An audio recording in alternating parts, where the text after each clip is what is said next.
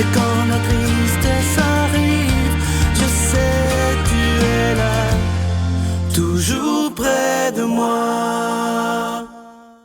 Déjà vendredi matin, bienvenue à votre émission La Victoire de l'amour. Je ne sais pas si vous êtes comme moi, mais la semaine a passé vite.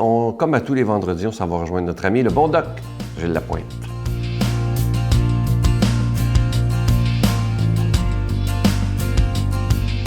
Bon matin, mesdames, messieurs. Sujet intéressant, la vengeance. Il y a un proverbe chinois qui dit « Si vous comptez poursuivre la vengeance, vous feriez mieux de creuser 2 tombes. Vos ressentiments vous détruiront. » Et lorsqu'on regarde la définition de vengeance, c'est mal que l'on fait à quelqu'un pour le châtier ou le punir d'une injure ou d'un dommage. Et la vengeance, moi je vous dis que c'est une peine refoulée, c'est un malaise non exprimé, c'est un traumatisme psychologique, un événement douloureux. En d'autres termes, la vengeance, c'est agir pour faire mal à une autre personne pour des choses qui sont passées ou des choses qui se déroulent actuellement. Là, vous allez dire, Doc, c'est quoi le lien? Parce que tout ce que je vous dis a un lien avec la santé. Alors, c'est quoi le lien avec la santé? C'est simple, ça rend malade, ça bouleverse, ça ronge, ça perturbe, ça épuise et encore une autre fois, ça rend malade. Vos ressentiments vous détruiront. Ressentiment, souvenir d'une injure avec désir de se venger. C'est ça que ça veut dire.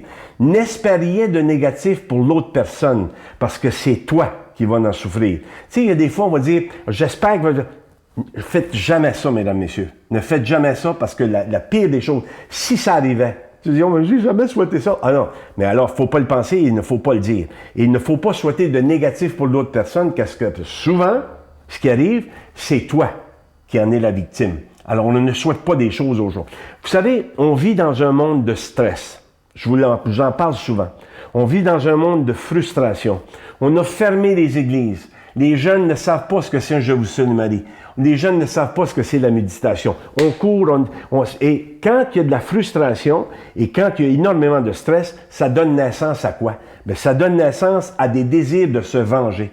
Il y en a trop actuellement. Se venger, trop de vengeance, trop de souffrance, résultat, désastre. Alors, il ne faut pas se poser de questions à savoir pourquoi. C'est que la marmite, à un moment donné, elle saute. Quand tu accumules, et qu'on a des thérapeutes, on n'a jamais eu, mesdames, messieurs, autant de thérapeutes, on n'a jamais eu autant de bobologues, de tout ce que vous voudrez, et on n'a jamais vu autant de gens malades. J'avais juste à regarder autour de vous autres. Alors, quand on parle de vengeance, laisse faire la vengeance. Et je vous le répète, pourquoi? Parce que ça rend malade, ça bouleverse et ça perturbe le physique et le mental. Alors, quand on songe à se venger contre une autre personne, ne faites jamais ça. Simplement de vous arrêter et de se calmer en prenant des bonnes respirations, en faisant de la méditation. Et je reviens encore une autre fois, simplement de s'asseoir et de prier un petit peu. Ça va changer des choses. Bonne journée. Notre Père qui es aux cieux, que ton nom soit sanctifié, que ton règne vienne, que ta volonté soit faite sur la terre comme au ciel. Donne-nous aujourd'hui notre pain de ce jour. Pardonne-nous nos offenses comme nous pardonnons à ceux qui nous ont offensés. Ne nous laisse pas entrer en tentation, mais délivre-nous du mal, car c'est à toi qu'appartient le règne, la puissance et la gloire pour les siècles des siècles. Amen. La Victoire de l'amour vous invite à un magnifique pèlerinage en Terre Sainte en Jordanie en compagnie de Sœur Angèle, l'abbé Donald Thompson et Sylvain Charon. Nous visiterons en Israël, Nazareth, le mont des Béatitudes, Bethléem, Jérusalem, Masada et Kouram. Et en Jordanie, Petra, Mont Nebo, la mer Morte et plusieurs autres endroits, du 26 mai au 10 juin 2015. Informations et réservations, voyage intermission au 514-288-6077 ou sans frais au 1-800-465-3255. Je suis tellement content de vous parler de ce nouveau cadeau du mois. Il s'agit d'une belle exclusivité de la Victoire de l'amour. C'est un beau bracelet. Vous allez voir à l'écran, on l'appelle le bracelet de la paix. Vous savez, avec tout ce qui se passe présentement dans le monde, je pense qu'on a besoin de parler de plus en plus de paix. C'est un bracelet qui est en cristal. Vous allez le voir à l'écran. Il est magnifique. On l'a choisi avec soin. Il est d'une grande qualité et il est entouré de petites croix plaqué argent et au bout du bracelet, c'est un petit crucifix plaqué argent, évidemment. Je vous rappelle que ce bracelet, il est déjà béni et en le portant, c'est un signe que nous voulons dire au monde entier que nous sommes nés non pas pour la haine, mais pour l'amour et la paix. Je vous rappelle que ça se donne vraiment bien en cadeau. Je vous rappelle, il est en cristal orné de toutes petites croix tout le tour du bracelet qui sont plaquées argent et au bout, une breloque d'un petit crucifix plaqué argent également. Je vous donne l'adresse en vous remerciant de tout cœur de votre don spécial en ce mois de février. La Victoire de l'amour, casier postal 120, succursale Boucherville à Boucherville, le J4B 5E6, je vous la redonne. La Victoire de l'amour, casier postal 120, succursale Boucherville à Boucherville, le J4B 5E6. Également par téléphone, par carte de crédit du lundi au vendredi de 8h30 à 16h30 dans le 514-523-4433, 523-4433 ou sans frais le 1-888-811-9291, 1-888-811-9291 et sur notre site Internet, le www.lavictoiredelamour.org. Je vous rappelle qu'il est autant pour les hommes que pour les femmes et il fait à tout le monde parce qu'il est un petit peu élastique. Alors, il ne sera jamais ni trop grand ni trop petit. Merci de tout cœur de votre générosité.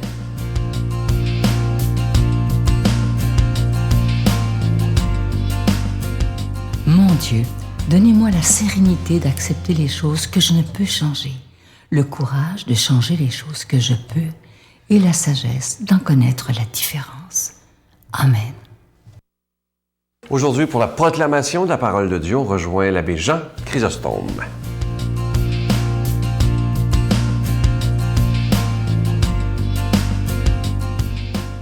Chers frères et sœurs, ce matin, l'Église nous propose, à l'occasion de la fête de Saint Paul Miki et de ses compagnons, l'Église nous propose un texte tiré de l'Évangile de Saint Marc. C'est au chapitre 6, du 14e verset au 29e. Je vous le propose. Comme le nom de Jésus devenait célèbre, le roi Hérode en entendit parler. On disait: c'est Jean le Baptiste qui est ressuscité d'entre les morts, et voilà pourquoi il a le pouvoir de faire des miracles. Certains disaient: c'est le prophète Élie. D'autres disaient encore: c'est un prophète comme ceux de jadis. Hérode entendait ces propos et disait: celui que j'ai fait décapiter, Jean, le voilà ressuscité. Car c'était lui, Hérode, qui avait fait arrêter Jean et l'avait mis en prison. En effet, il avait épousé Hérodiade, la femme de son frère Philippe, et Jean lui disait: « Tu n'as pas le droit de prendre la femme de ton frère. » Hérodiade en voulait donc à Jean, et elle cherchait à le faire mettre à mort. Mais elle n'y arrivait pas parce qu'Hérode avait peur de Jean. Il savait que c'était un homme juste et saint, et il le protégeait. Quand il l'avait entendu, il était très embarrassé, et pourtant, il aimait l'entendre. Cependant, une occasion favorable se présenta lorsque Hérode, pour son anniversaire, donna un banquet à ses dignitaires, aux chefs de l'armée et aux notables de la Galilée. La fille d'Hérodiade fit son entrée et dansa. Elle plut à Hérode et à ses convives. Le roi dit à la jeune fille: « Demande-moi tout ce que tu veux et je te le donnerai. » Et il lui fit ce serment: « Tout ce que tu me demanderas, je te le donnerai, même si c'est la moitié de mon royaume. » Elle sortit alors dire à sa mère: « Qu'est-ce que je vais demander ?» Hérodiade répondit: « La tête de Jean le Baptiste. » Aussitôt, la jeune fille s'empressa de retourner auprès du roi et lui fit cette demande: « Je veux que tout de suite tu me donnes sur un plat la tête de Jean-Baptiste. » Le roi fut vivement contrarié, mais à cause du serment fait devant les convives, il ne voulut pas lui opposer un refus.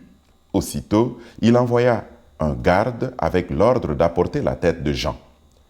Le garde s'en alla et le décapita dans la prison.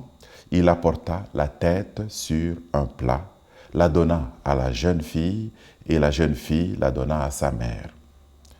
Lorsque les disciples de Jean apprirent cela, ils vinrent prendre le corps et le déposèrent dans un tombeau.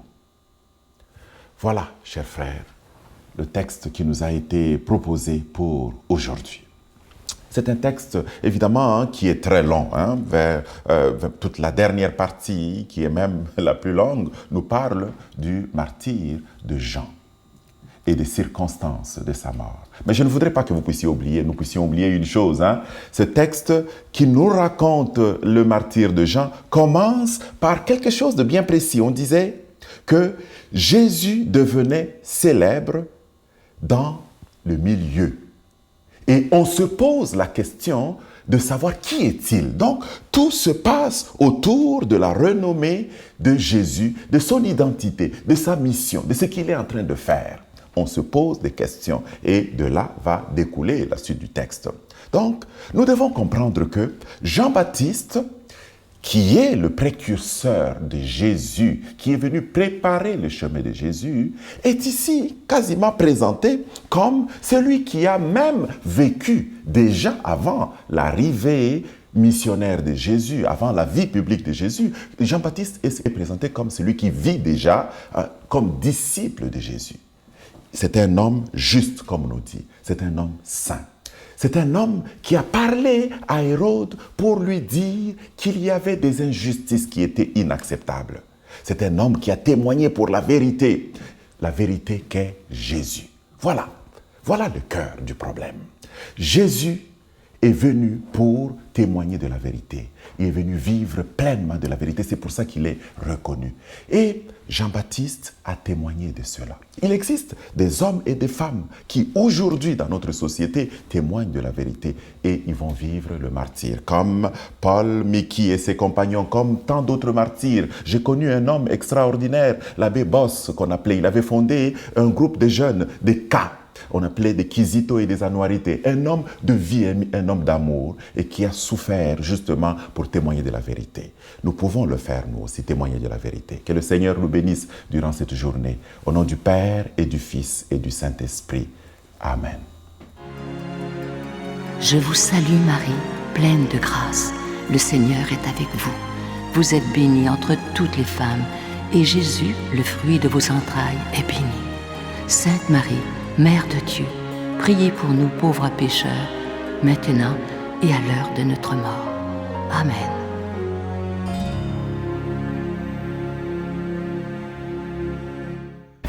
Venez célébrer avec nous le 20e anniversaire de la Victoire de l'amour en compagnie de Monseigneur Christian Lépine, archevêque de Montréal, l'abbé Robert Lemire, l'abbé Robert Jolicoeur, Dolly Dimitro, Jean-Marc Chaput, Sœur Angèle et Sylvain Charon. Et en chanson, Miguel Padilla, Alexandre Belair, William Coallier, Robert Lebel, Giorgia Fomenti, David Thibault. Et un mini-spectacle de l'unique Michel Louvain, le samedi 16 mai 2015 à 13h à l'Arena Maurice Richard de Montréal, Métro Vio. Coût du billet 25 $, taxes incluses. Réservez rapidement au 514-523-4433 ou sans frais au 1-888-811-9291. Un grand rassemblement d'amour et de foi inoubliable.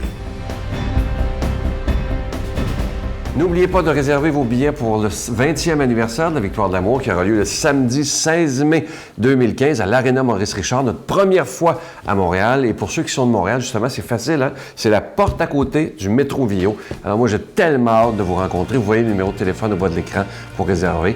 Et je vous promets une fête de la foi comme on n'aura jamais vu. Ça va être absolument magnifique. On travaille très fort pour préparer cette grande fête. À demain. Bye. Et je veux te dire je t'aime. Et je veux redire je t'aime. Et je veux te dire je t'aime.